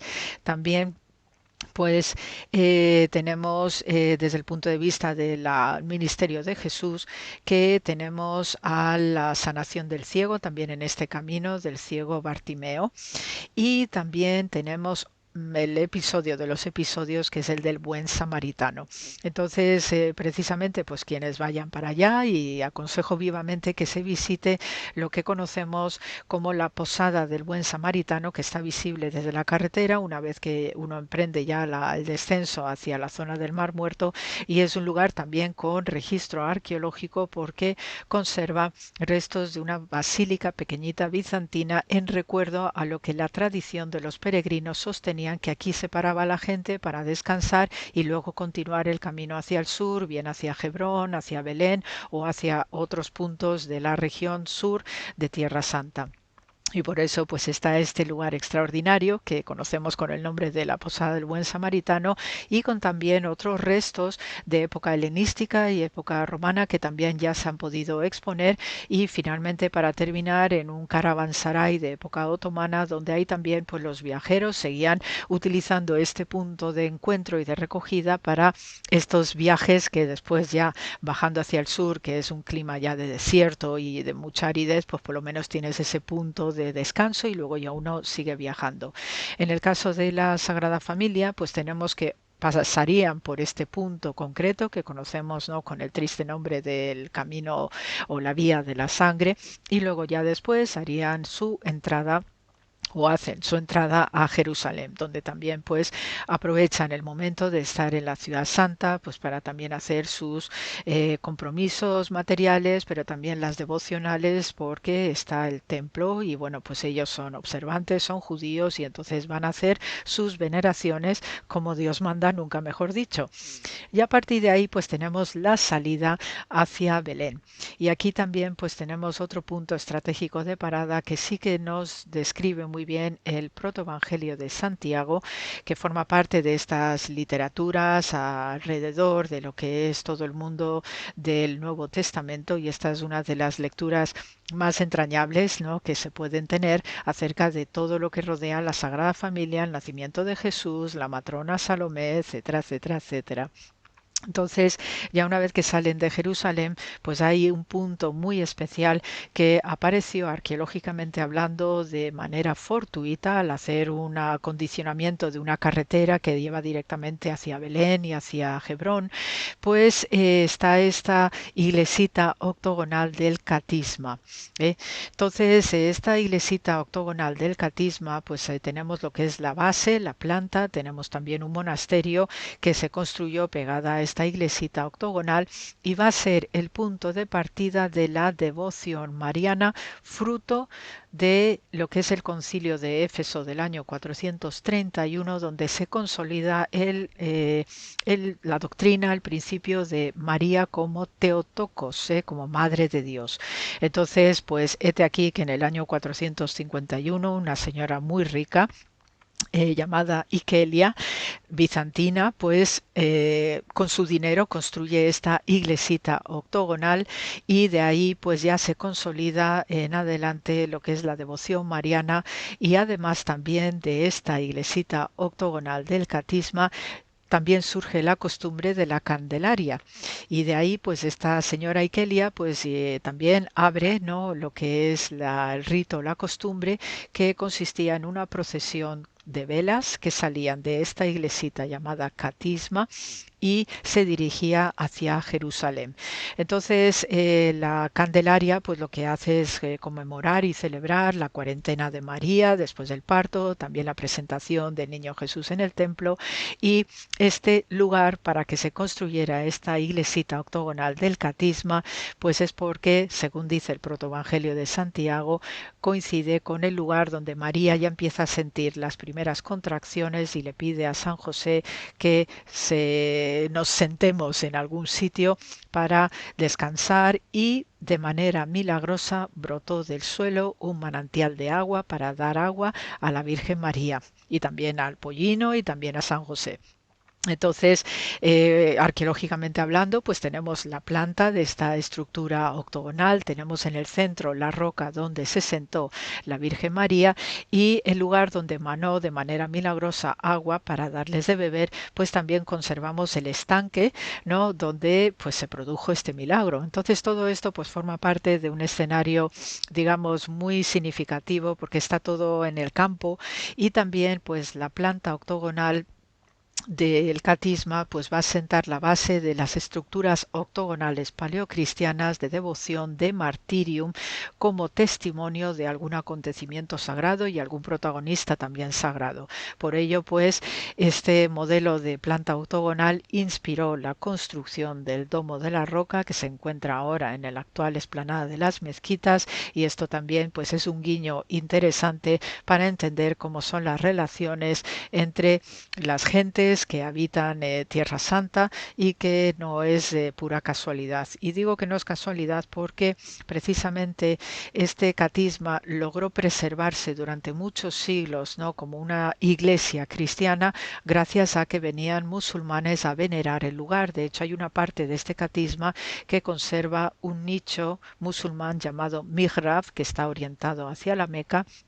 Y gracias a devociones conjuntas iniciales, cuando llega el Islam a la región, había veneraciones conjuntas musulmanas y cristianas, porque también el Corán recoge a todos los protagonistas bíblicos como parte de su mundo de espiritualidad y de literatura sagrada. Y gracias a que se preservó este lugar desde el punto de vista de la devoción musulmana, pues el edificio duró unos cuantos siglos más, hasta que fue destruido finalmente en el siglo XII, en otra serie de confrontaciones regionales que vinieron a continuación. Pues esto es lo que os quería comentar en el programa de hoy. Os iré añadiendo algunos aspectos más acerca de la llegada de lo que es la Sagrada Familia a Belén, que habitualmente se tardaba desde Nazaret a Belén unos 5 días, yendo con esta tranquilidad que proporcionan los caminos de Tierra Santa, y luego pues ya os buscaré comentar algunos aspectos más de este viaje prodigioso y el nacimiento de Jesús en Belén. Muchas gracias por la escucha, mucho amor para todos y hasta la semana que viene.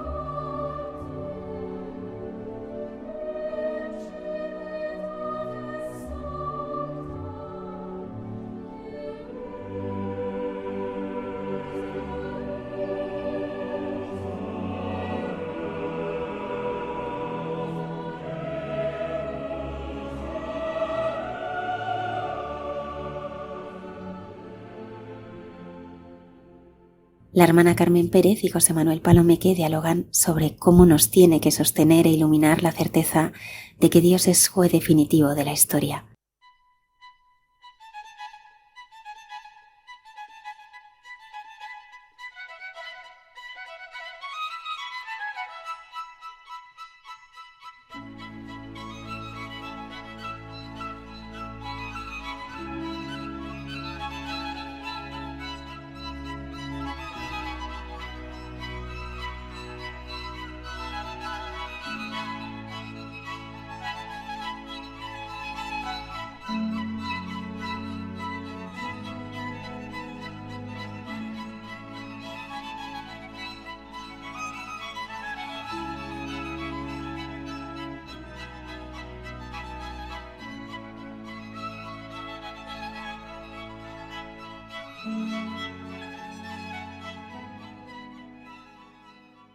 Solo Dios es el juez definitivo, y esta realidad tiene que iluminarnos y darnos confianza en nuestra vida diaria.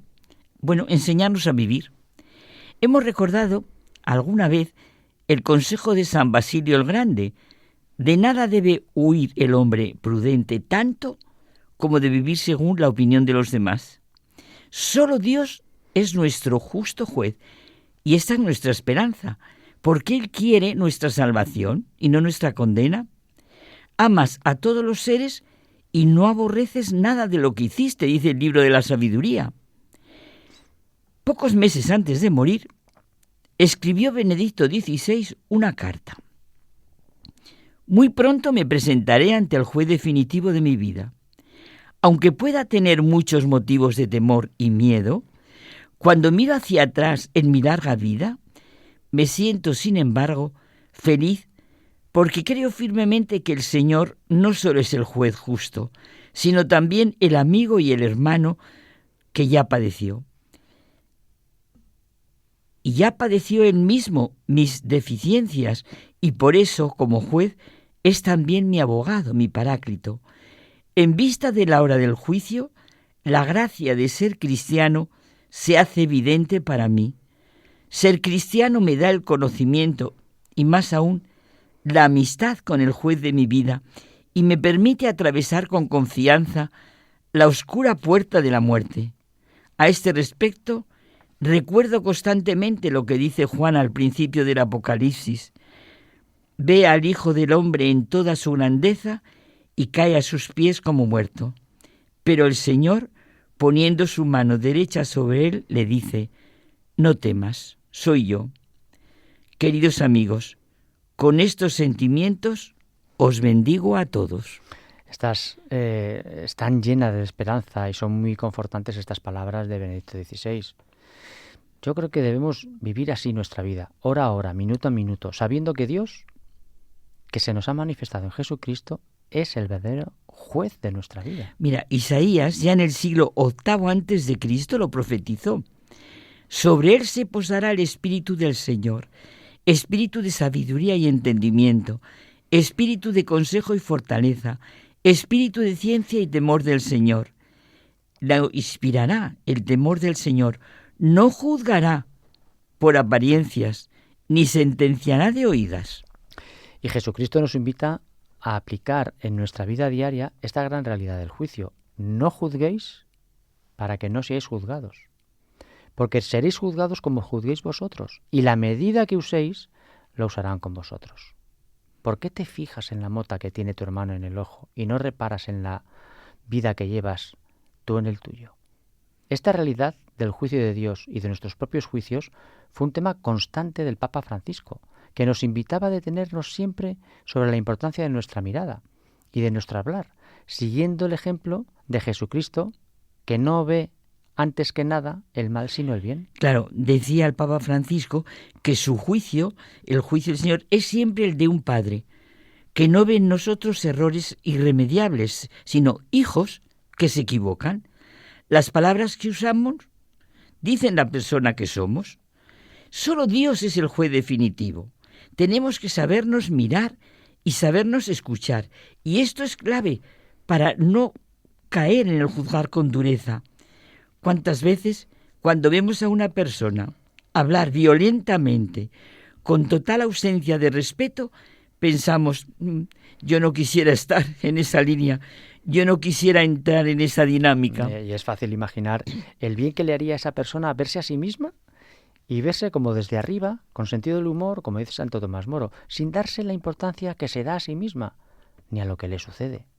Es necesario, Carmen, cobrar distancia y ver las cosas saliéndonos de nuestro agujero y con una visión que se ajuste más a la realidad. Es que todos tenemos experiencia de que esa expresión de poner las cosas en su sitio significa casi siempre, bueno, yo creo que sobra el casi, todo lo contrario, porque se dice en una tensión que desde fuera es por lo menos ridícula o dominante, y también violenta y agresiva.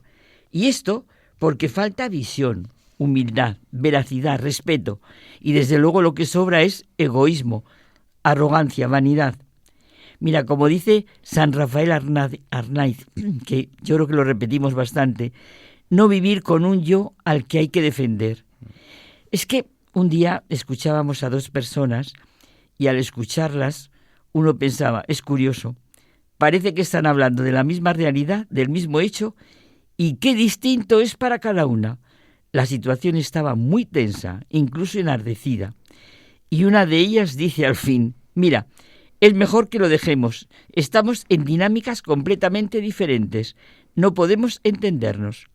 Cuando caigas de tu guindo lo verás. La contestación fue inmediata y en el mismo tono: en aquel momento lo único que hubiese podido ayudar, no sé, hubiera sido un poquito de sentido del humor, como una llamada a la sensatez. Cada una daba la impresión que se sentía un contundente juez de la otra. Aunque parezca una contradicción, las dos estaban en la misma dinámica. Podían parecer enfoques de la vida completamente diferentes, pero eran las dos caras de la misma moneda. Es verdad, cada una encerrada en su propio círculo. Todas las demostraciones y razonamientos de la una y de la otra eran una autorreferencia constante. Mira, aprendí de aquel hecho mucho y me apliqué las palabras que hemos comentado de Jesús, que veo la paja en el ojo ajeno y no veo la viga en el mío. El Evangelio nos enseña constantemente a juzgar. Y eso está claro en el sermón de las bienaventuranzas y las llamadas de Jesús. Oísteis que se dijo ojo por ojo y diente por diente, pero yo os digo... Es fácil juzgar y ver lo que los demás tendrían que hacer bien, lo que a los demás les haría bien, y no verlo en nosotros.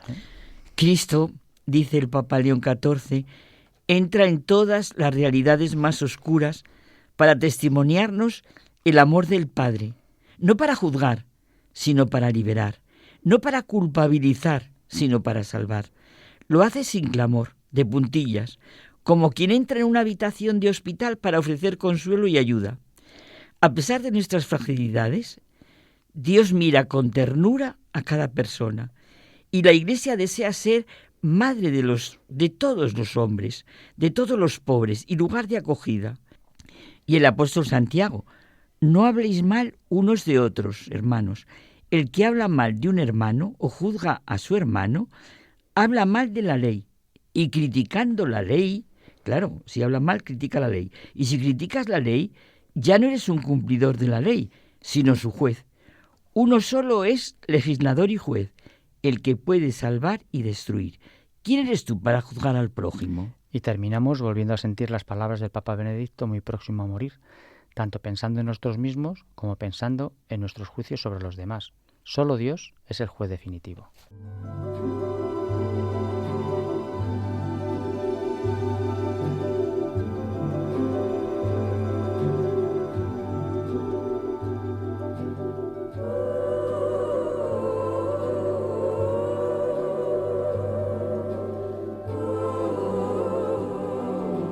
Nos despedimos hasta el próximo programa en el que regresaremos con nuevos contenidos. Muchas gracias por habernos acompañado. Ya sabéis que podéis contactarnos en una dirección de correo electrónico en muchagentebuena@radiomaria.es y también descargaros nuestros podcasts en la página web de Radio María. Gracias por estar ahí.